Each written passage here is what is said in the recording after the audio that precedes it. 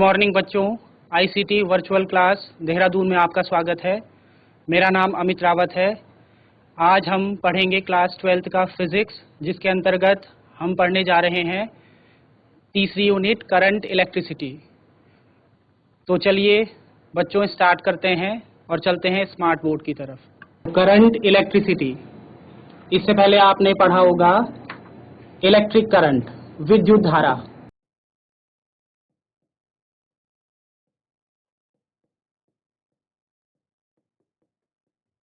विद्युत धारा किसे कहते हैं? तो विद्युत धारा क्या होती है?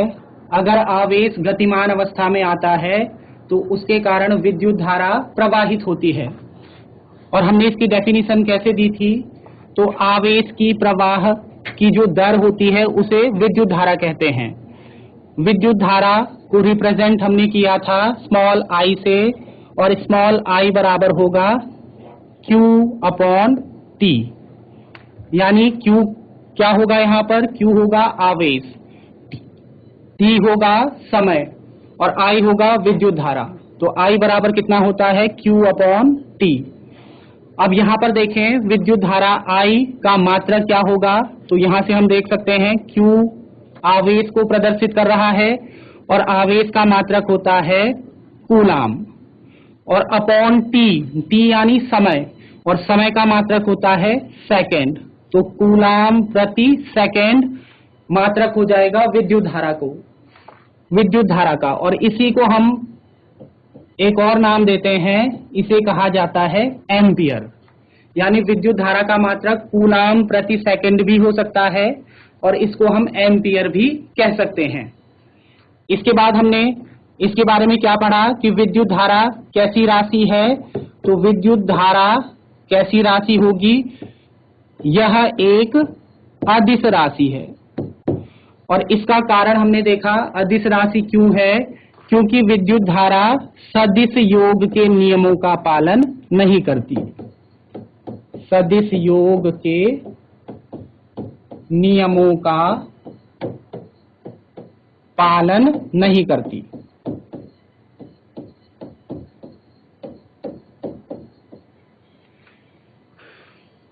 सदिश योग के नियम हमने क्लास 11th में पढ़े हैं कि सदिशों को जोड़ने के अलग तरीके होते हैं। उसमें हम त्रिभुज विधि पढ़ते हैं, समांतर चतुर्भुज विधि पढ़ते हैं और बहुभुज विधि पढ़ते हैं।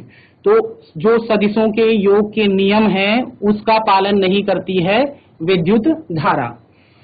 अब इसके बाद हमने पढ़ा, इसके अलावा हमने एक और टॉपिक पढ़ा जिसे कहते हैं ओम का नियम।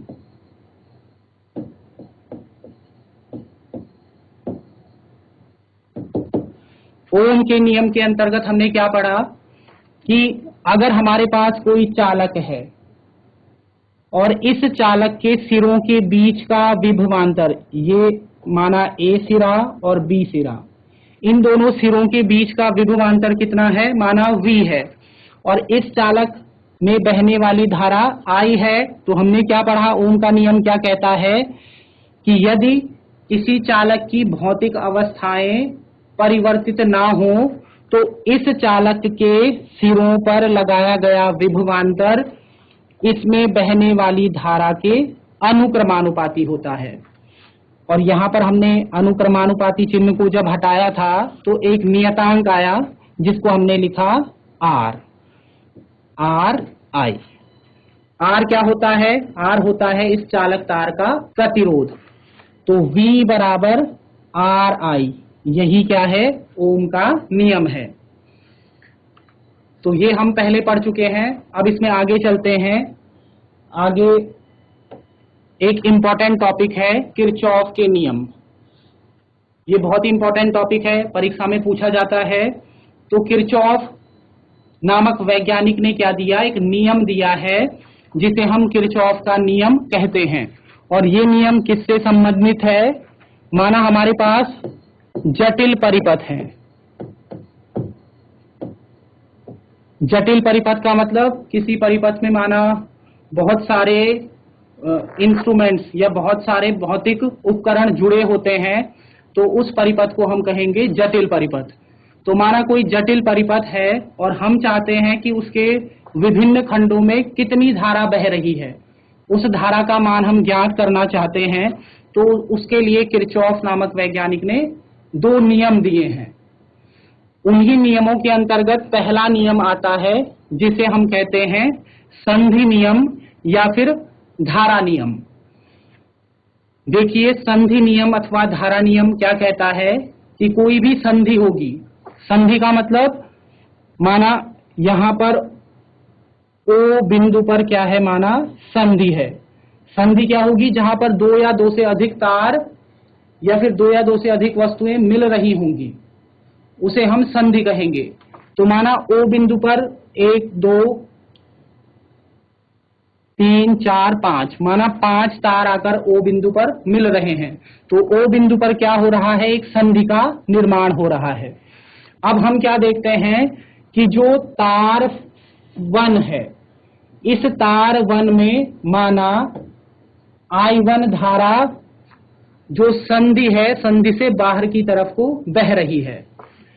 जो तार नंबर 2 है, इसमें माना I2 धारा संधि से बाहर की ओर बह रही है। जो 3 नंबर का तार है, इसमें माना I3 धारा संधि की ओर प्रवाहित हो रही है। जो नंबर 4 है, जो तार नंबर 4 है, माना इसमें I4 धारा संधि से बाहर की ओर प्रवाहित हो रही है। और जो तार नंबर 5 है, माना इसमें I5 धारा संधि की ओर प्रवाहित हो रही है। तो किरचॉफ का जो पहला नियम है, जिसे संधि नियम कहते हैं, ये नियम क्या कहता है कि किसी भी संधि पर मिलने वाली समस्त धाराओं का बीजगणितीय योग 0 होता है। क्या कहता है पहला नियम, किसी संधि, कोई भी संधि होगी तो संधि पर मिलने वाली समस्त धाराओं का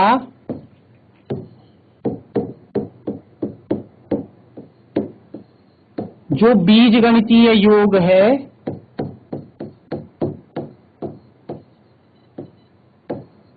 वो कितना होगा, 0 होता है।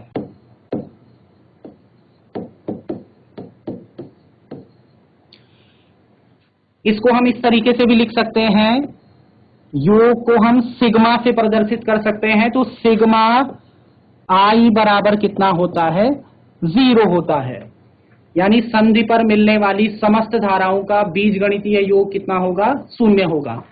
अब इसको हम विस्तृत अगर रूप में लिखें, इस डायग्राम के अनुसार जो हमने डायग्राम बनाया है, तो क्या हो जाएगा, यहां पर हमें एक चीज ध्यान देनी होती है कि चिन्ह परिपाटी क्या कहती है कि संधि की ओर जाने वाली धाराओं को हमेशा धनात्मक लिया जाता है और संधि से बाहर की तरफ जाने वाली धाराओं को ऋणात्मक लिया जाता है। तो अब हम यहां पर देख रहे हैं कि जो I1 धारा है वो संधि से बाहर की ओर जा रही है, तो हम I1 को कैसा लिखेंगे, I1 हो जाएगा ऋणात्मक। I2 धारा देखें अगर, तो ये भी संधि से बाहर की ओर जा रही है, तो इसको भी लिखा जाएगा ऋणात्मक। I3 धारा को देखें तो ये संधि की ओर जा रही है, संधि मतलब O बिंदु की ओर जा रही है, तो इसको लिखा जाएगा धनात्मक I3। जो I4 धारा है ये संधि से बाहर की ओर को जा रही है, तो इसको लिखा जाएगा ऋणात्मक। और जो I5 है ये भी संधि की ओर जा रही है, तो इसको भी लिखा जाएगा धनात्मक। और इन सभी का योग कितना हो जाएगा, इन सभी का योग हो जाएगा 0। या इसी समीकरण को हम क्या लिख सकते हैं, इसी समीकरण को हम लिख सकते हैं, देखिए जो माइनस वाले पद हैं उनको हम एक और अगर बराबर के दाईं ओर अगर ले जाएंगे तो ये प्लस हो जाएंगे, तो हमें क्या प्राप्त होगा, हमें प्राप्त हो जाएगा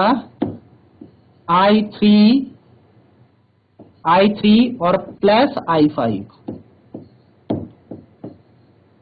और इज इक्वल्स टू हो जाएगा, ये माइनस वाले जितने भी पद हैं इनको बराबर के दाईं ओर ले जाएंगे तो ये हो जाएंगे is equals to I1 plus I2 plus I4।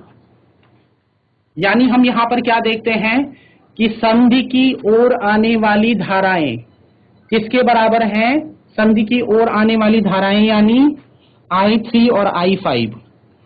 I3 संधि की ओर आ रही है और I5 संधि की ओर आ रही है, तो इन दोनों का योग किसके बराबर होगा? संधि से बाहर की ओर जाने वाली धाराओं के बराबर होगा, यानी I1 plus I2 plus I4 के बराबर होगा। तो यहां पर क्या पता चला? देखिए, जितनी धारा आ रही थी संधि की ओर उतनी ही धारा संधि से बाहर की ओर जा रही है। और धारा कैसे उत्पन्न होती है? तो आवेश के कारण। इसीलिए जो पहला नियम है वो किस भौतिक राशि के संरक्षण को बताता है? तो ये बताता है आवेश के संरक्षण को।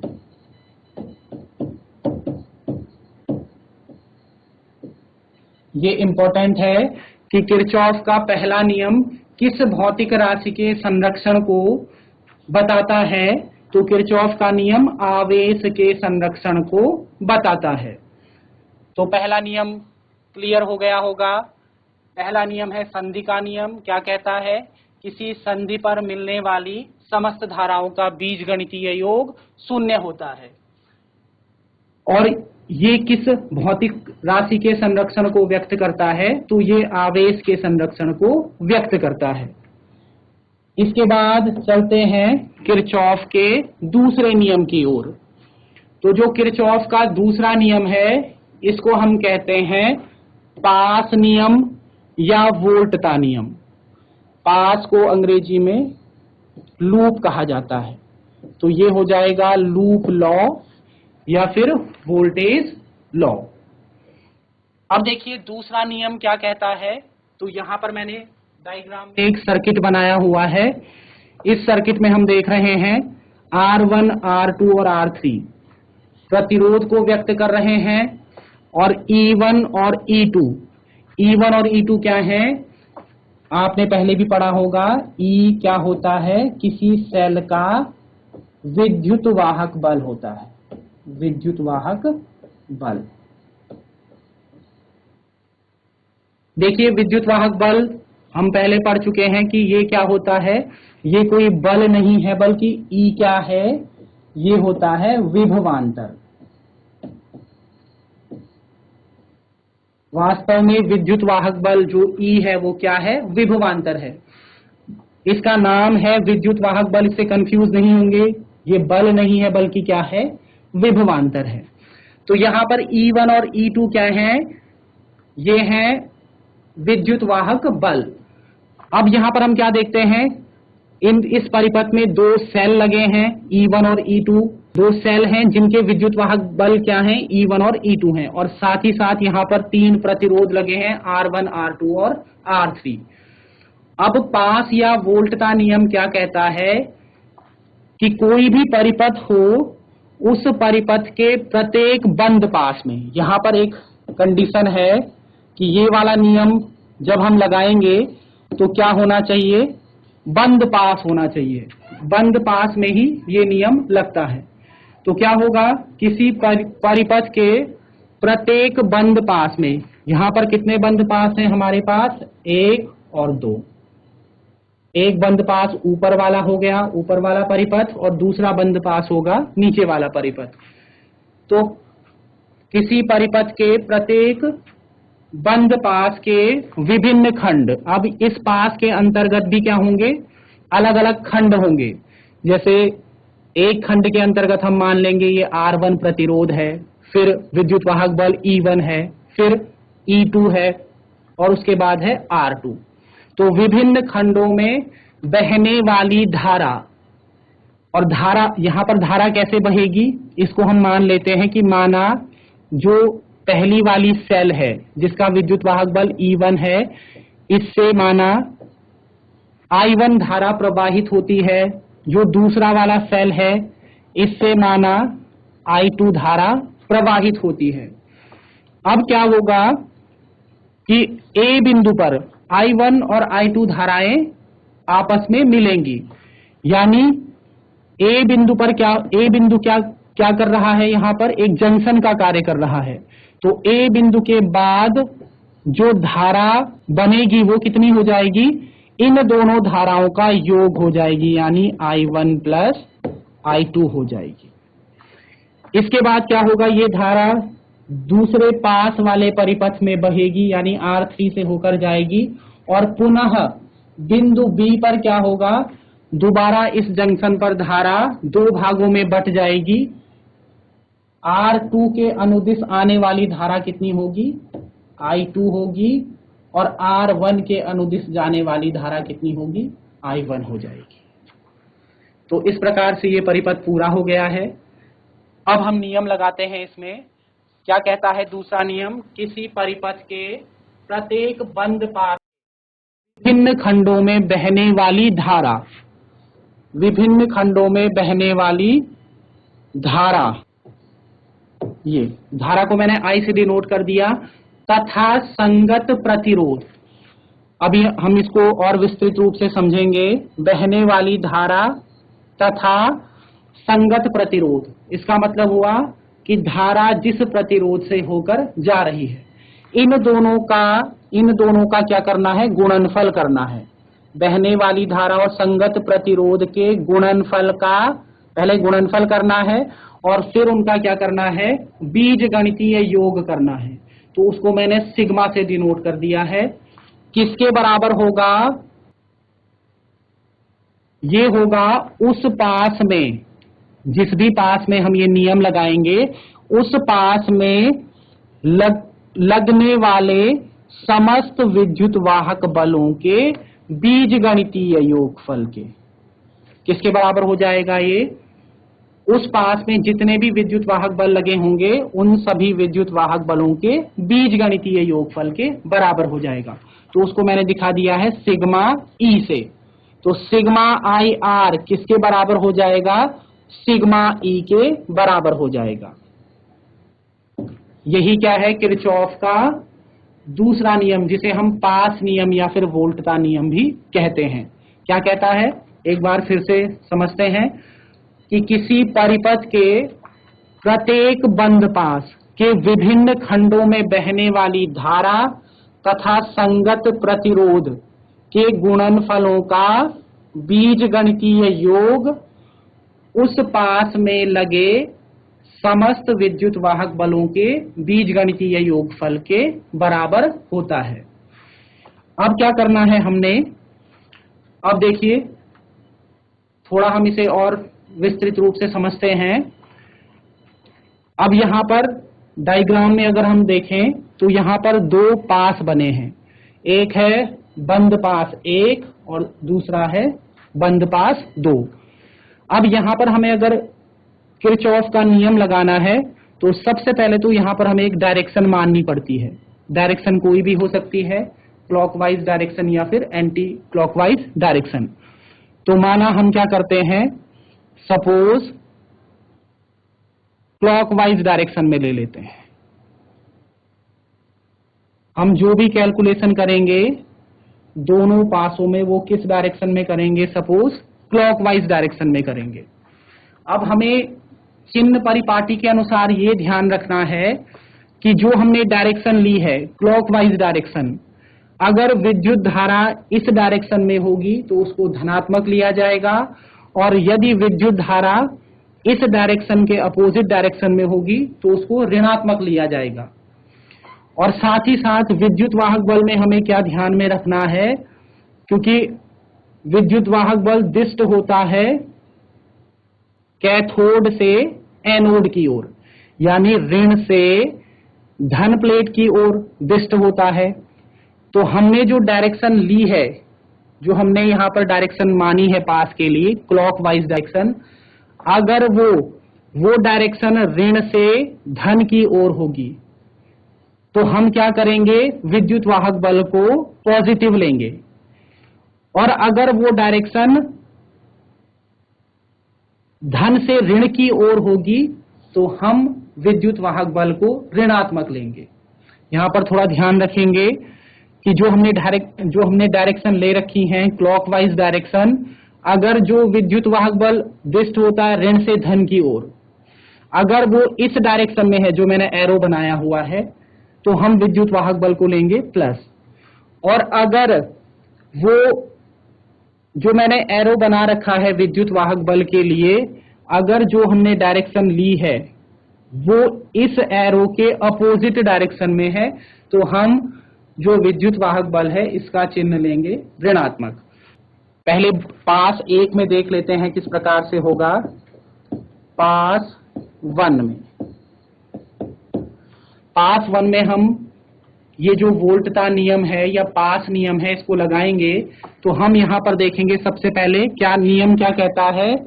हमें उस पास में बहने वाली धारा और प्रतिरोधों का गुणनफल करना है, और जितने भी धारा और प्रतिरोध हैं उनका गुणनफल करने के बाद उनका बीजगणितीय योग भी करना है। तो सबसे पहले देखते हैं हम I1 धारा जो है वो प्रतिरोध R1 से होकर गुजर रही है। देखिए I1 धारा कहां से गुजरेगी, प्रतिरोध R1 से होकर जाएगी। तो हम क्या लिखेंगे यहाँ पर, धारा हो गई I1 और इसके संगत प्रतिरोध हो गया R1। अब यहाँ पर चिन्ह कैसे देखेंगे, देखिए धारा की दिशा है और जो हम चिन्ह देखेंगे वो कैसे देखेंगे, हमने क्या मानी है दिशा, हमने मानी है क्लॉकवाइज डायरेक्शन में, और जो धारा की दिशा है वो इस क्लॉकवाइज डायरेक्शन के अपोजिट डायरेक्शन में है। तो हमें यहाँ पर क्या करना होगा, चिन्ह लेना होगा माइनस का। इसके बाद इसी पहले वाले बंद पास में हम क्या देख रहे हैं, इसी बंद पास में I2 धारा भी बह रही है और किस प्रतिरोध से होकर गुजर रही है, R2 से। तो हम यहां पर क्या करेंगे, I2 इंटू R2। अब इसका चिन्ह कैसे लेंगे, देखिए जो धारा की दिशा है और जो हमने डायरेक्शन मानी है वो दोनों एक ही दिशा में है। इसका मतलब चिन्ह कैसा आएगा, प्लस का आएगा।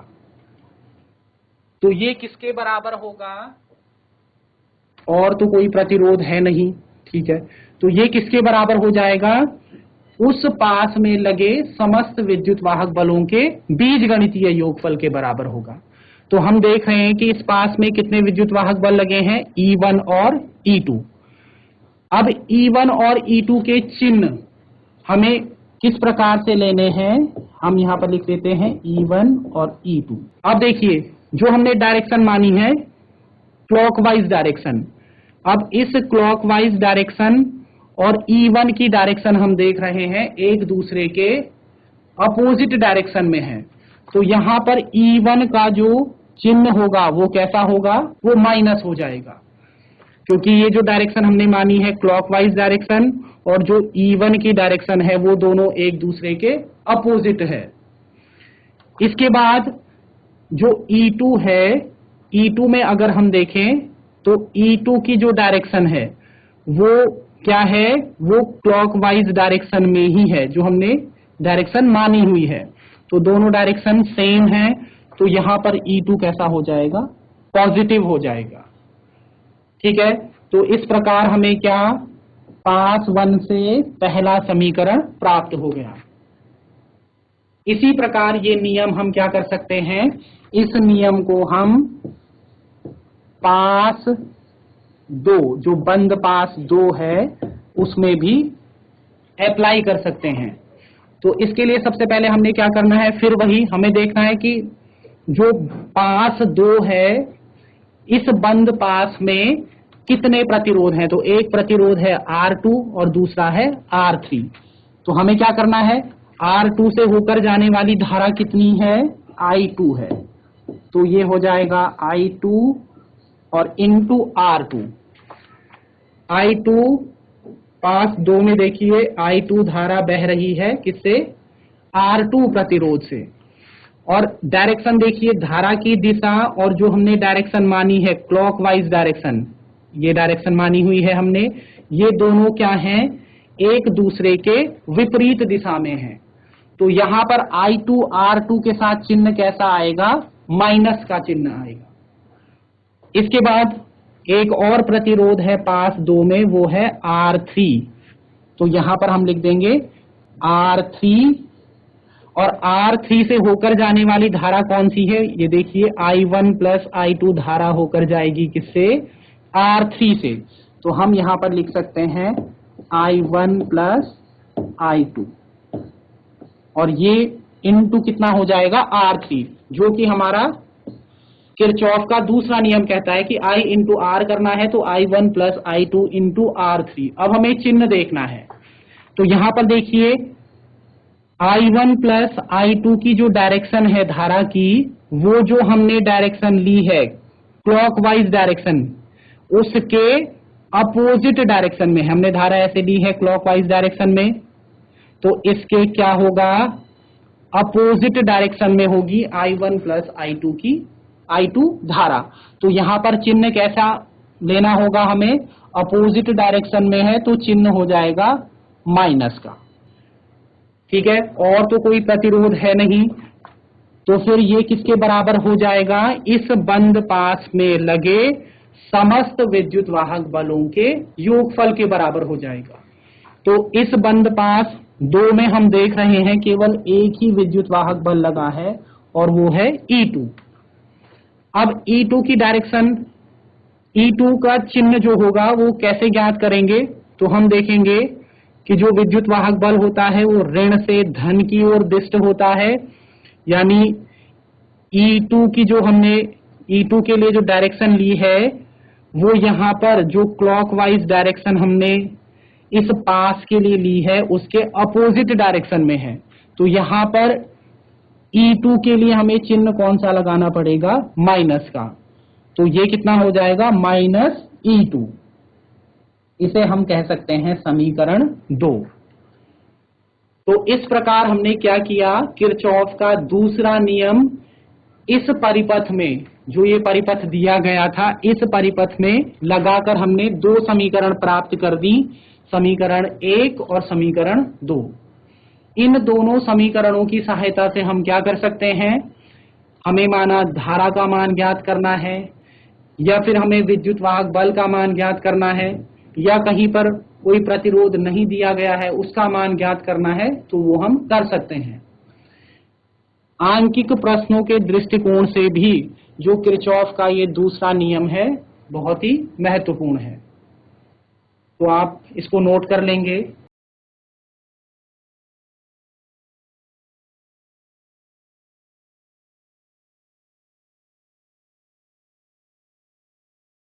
ठीक है, तो एक बार फिर से सुन लेंगे हम कि किरचॉफ का जो दूसरा नियम है वो क्या है।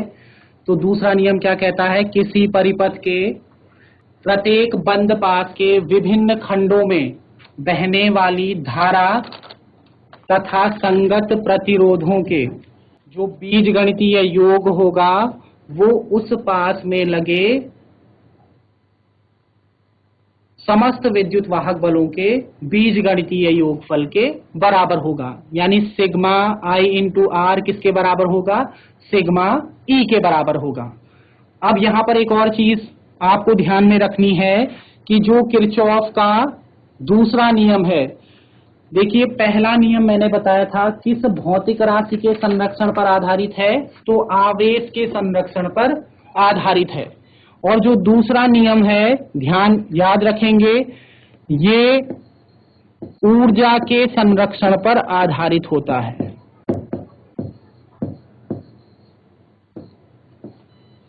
दूसरा जो नियम है वो किस भौतिक राशि के संरक्षण पर आधारित है, वो ऊर्जा के संरक्षण पर आधारित होता है। इस चीज को भी आप ध्यान में रखेंगे। चलिए आगे बढ़ते हैं।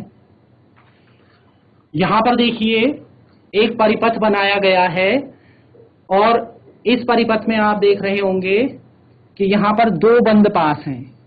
एक बंद पास है ये और एक बंद पास है ये वाला, 2 बंद पास। अब हमें प्रश्न क्या पूछा गया है कि इस परिपथ में हमें क्या करना है। सबसे पहला काम तो क्या करना है, देखिए यहां पर हम एक और चीज मान लेंगे कि ये जो सेल लगा है इस सेल से माना I1 धारा बह रही है और दूसरे वाले सेल से माना I2 धारा बह रही है। हम जानते हैं कि जो सेल होता है, ये जो लंबी वाली रेखा है ये धन प्लेट को प्रदर्शित करती है और छोटी वाली रेखा ऋण प्लेट को प्रदर्शित करती है।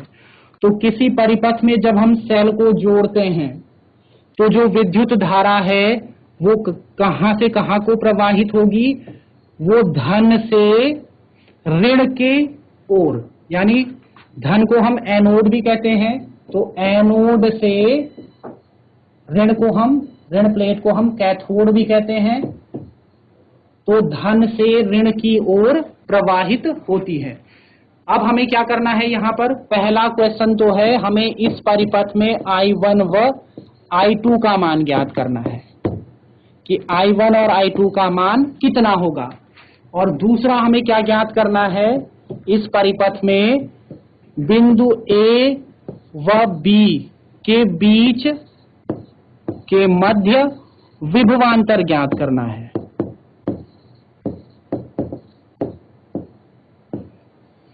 विभवांतर कितना होगा ये ज्ञात करना है। तो देखिए इसके लिए हमें क्या करना होगा, इसके लिए हमें किरचॉफ का नियम इस परिपथ में लगाना होगा, और किरचॉफ का कौन सा नियम, किरचॉफ का दूसरा नियम। तो कैसे करेंगे हम, सबसे पहले हम क्या करते हैं, देखिए पास 1 और पास 2 के लिए हम क्या ले लेते हैं कि हम चिन्ह परिपाटी हम जानते हैं, उसके लिए हमें क्या करना होगा, चिन्ह परिपाटी को लागू करने के लिए हमने एक डायरेक्शन ले ली है दोनों में, और सपोज वो डायरेक्शन कौन सी ली है, क्लॉकवाइज डायरेक्शन ली है। मैंने बताया था क्लॉकवाइज या फिर एंटी क्लॉकवाइज डायरेक्शन भी ले सकते हैं। और हम क्या देखेंगे, क्लॉकवाइज डायरेक्शन में अगर धारा की दिशा होगी तो उसको धनात्मक लिया जाएगा, और अगर धारा की दिशा इस क्लॉकवाइज डायरेक्शन के अपोजिट है तो उसे ऋणात्मक लिया जाएगा। तो बच्चों आप क्या करेंगे, इस प्रश्न को अपने घर में आप करने की कोशिश करेंगे और फिर नेक्स्ट टर्न पे आप हमें इसका आंसर बताएंगे।